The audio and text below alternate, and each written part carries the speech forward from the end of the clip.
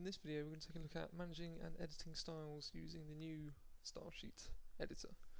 So I've got the .NET sample project open here, and I'm going to go over to the Project Explorer and open up the custom styles style sheet. Okay, so this has opened up the style sheet editor, and on the left we can see a tree of all the styles that are contained in the style sheet, and in the right is the editing environment currently set to visual mode. So I'm going to select one of the existing styles in the style sheet.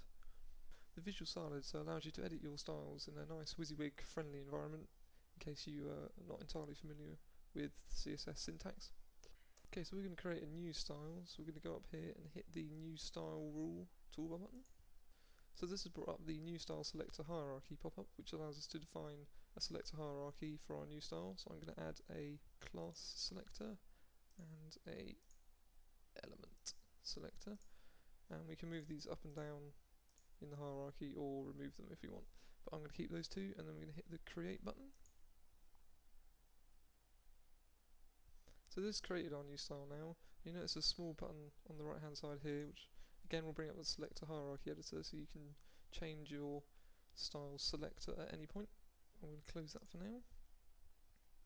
Now to edit this style we can either do it in the visual mode using the WYSIWYG editor, we can switch to source mode and edit it manually, or we can edit in split mode, which displays both the visual editor and the source editor with the current style highlighted.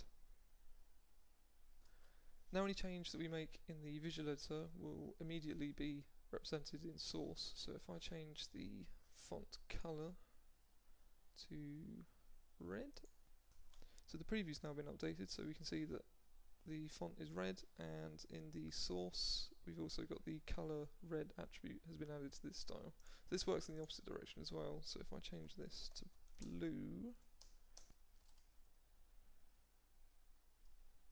the visual editor gets updated to the preview and the property itself. Okay, so this concludes this very short video on managing styles in the style sheet editor.